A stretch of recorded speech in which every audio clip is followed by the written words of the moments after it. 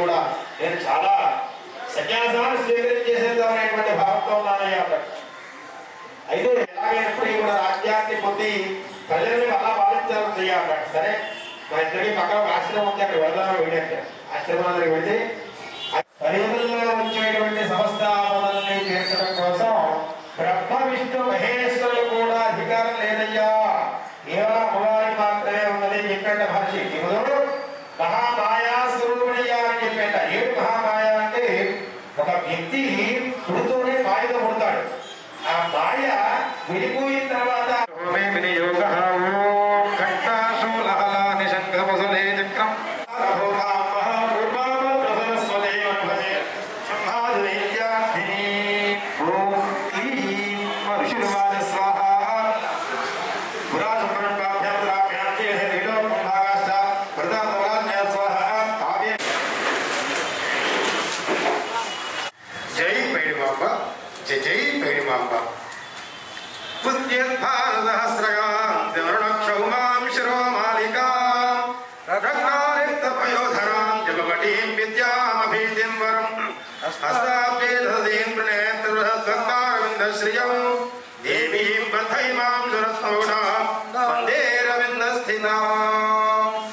ఈరోజు ఎంతో విశేషం ఏంటంటే అమ్మవారికి ఈ యొక్క పుష్యమాసంలో వచ్చేటువంటి ఈ యొక్క ఇల్లువాసం త్రయోదశి నాడు వచ్చేటువంటి మూల నక్షత్రం చాలా విశేషం.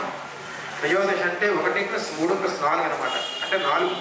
అంటే ఎటువంటి పని చేసినప్పటికీ కూడా సమభాగంగా మనం అనుకున్నటువంటి పని రావడం జరగడం అనేది. అదేవిధంగా సేనాపతి సహిత మహిషాసుర వధ అనేటువంటి జరిగిందనమాట త్రయోదశి.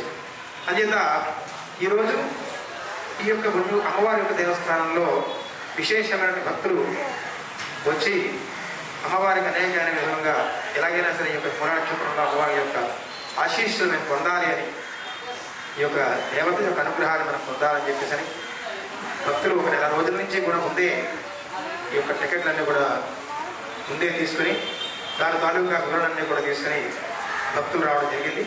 ఉదయం 8 గంటల నుంచి కూడా ఈ యొక్క కార్యక్రమాన్ని మనం ప్రారంభం చేసుకున్నాం. విశేషం ఏంటంటే ఈరోజు చేసేటువంటి హోమంలో ఆరోగ్యము ప్రధానంగా ఉన్నది. ఈ యొక్క సోమవారం త్రయోదశి నాడు శస్త్రచికిత్సలకి చాలా విశేషమైనటువంటి హోమం అన్నమాట. అంటే ఈ యొక్క చండీ హోమం చేసుకున్న తర్వాత వచ్చేటువంటి ఎవరైనా సరే ఈ యొక్క శస్త్రచికిత్స ఎవరైతే చేసుకుంటారో, అనారోగ్య సమస్యలతో ఉండి ఎవరైతే ముందుకు వెళ్తారో సోమవారం త్రయోదశి చాలా విశేషమైనది. ఈ యొక్క చండీ హోమంలో అమ్మవారు ఏం చెప్పిందంటే రోగానశేషానపహంస దుష్టారుష్టాదుకామాన్ సకలానభీష్టాన్ త్వామాశ్రితానాన్న విపందరాణ తామాశ్రితాఖ్యాశ్రయతా ప్రయాంతి అని చెప్పుకుంటూ కూడా సర్వబాధ వినుర్ముక్తో ధనధాన్యసుధాన్విత మనుష్యమత్ప్రసాదేన సౌభాగ్య ఆరోగ్య సంపద అని చెప్పిందమ్మా. అంటే ఈ త్రయోదశం అంటే చాలా విశేషమైనటువంటి సందర్భంలో ఈ త్రయోదశి నాడు ఎవరైతే ఈ అమ్మవారి హోమాన్ని నివర్తించుకుంటారో, అమ్మవారి మూలాక్షత్ర చండీ హోమాన్ని నివర్తించుకుంటారో వారిని సకల కార్యముల ఎందు కూడా జయాన్ని నేను ప్రసాదిస్తాను అని చెప్పిందమ్మా. అవి చాలా విశేషంగా ఈ యొక్క చండీ హోమం పూర్ణాహుతి పర్యంతం కూడా చాలా అధ్యాత్మం చాలా విశేషంగా జరుగుతుంది.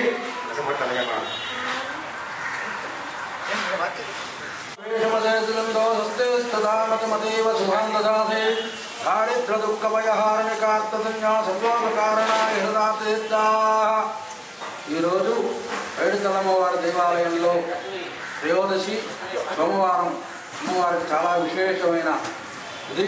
అలాగే రుద్రుడికి సంబంధమైన రోజు కాబట్టి అలాగే పార్వతీదేవి సంభూతమైన చండీ పరాదేవతను కూడా ఈ రోజును ఆధారణ చేయడం విశేషం. అలాంటి ఈరోజు ఈ చండీ హోమాన్ని సుమారు 21 మంది దంపతులు అమ్మవారు ఆశీస్సులు పొందుతున్నారు. ఈ చండీ హోమం చేయడం వల్ల సకల బాధలు, గ్రహ దోషాలు, రోగాలకు బాధపడుతున్న వారికి అలాగే చక్ర సంబంధమైన అలాగే గుండెకు సంబంధమైన వ్యాధులను కూడా పోగొట్టే శక్తి ఈ చండీ హోమానికి ఉంది. అలాంటి చండీ హోమాన్ని ఈరోజు భక్తి శ్రద్ధలతో నిర్వహిస్తున్న భక్తమాశయులందరికీ కూడా ఆయుర ఆరోగ్య ఐశ్వర్య భోగభాగ్యాలు కలిగి మనం ఆరోగ్యంగా ఉంటే దేశమంతా కూడా సురక్షితంగా ఉంటుంది. కాబట్టి అమ్మవారి సన్నిధిలో మీరు చేసే ఈ చండీ హోమం వల్ల మీకు కలిగే అనేకమైన బాధల్ని కూడా పోగి ఆయుర ఆరోగ్య ఐశ్వర్యాలు కూడా కలగాలని చెప్పి సెలవు తీసుకుంటాం. జై పైడిమాంబ, జై జై పైడిమాంబ.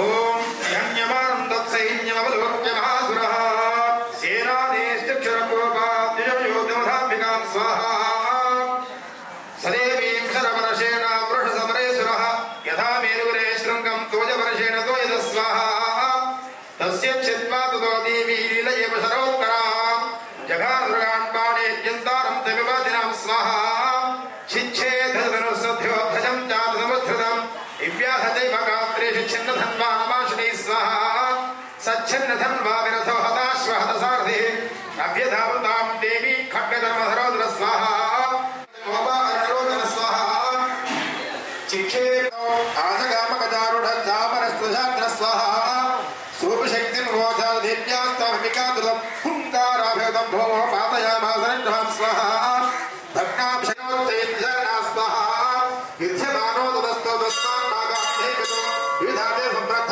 ప్రహారేణ తదారుణై స్వాహా అదో వేగాత్కమత్పత్య నిపత్య దుర్గార్గా కరప్రహారేణ శరస్తామరస్య బృహత్కృతం స్వాహా ఉదగ్రస్తనే దేవ్యా శిలావృక్షాదిభరేద దత్తభక్షతరైశ్చేవ క్రామచ్చనిపాద స్వాహా దివి కృత్తాగదాపాదైశ్చోర్ణయామాహోధనం వాష్కలభ్యంతి బాణేన బాణైస్తాం ప్రతథాక్షరం స్వాహా ఉగ్రాస్య ముగ్రవీర్యంచ తథైవ చ మహాహరం త్రినేత్రాచత్రశూలేన జఘన పరమేశ్వరీ స్వాహా విడాలస్య ఐరాకాయ ఆత్మాతయామాసవైశరః దుర్ధరం ధర్మకం చోభం శరేర్నిత్యేజమక్షయం స్వాహా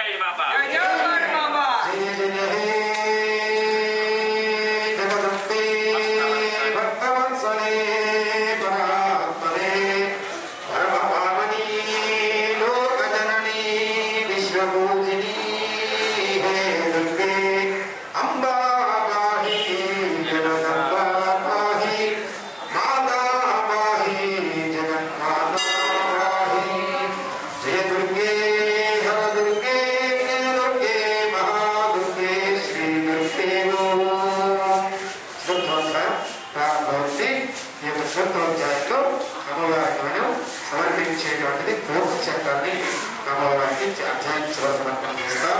అమ్మవారికి సమర్పించేటువంటి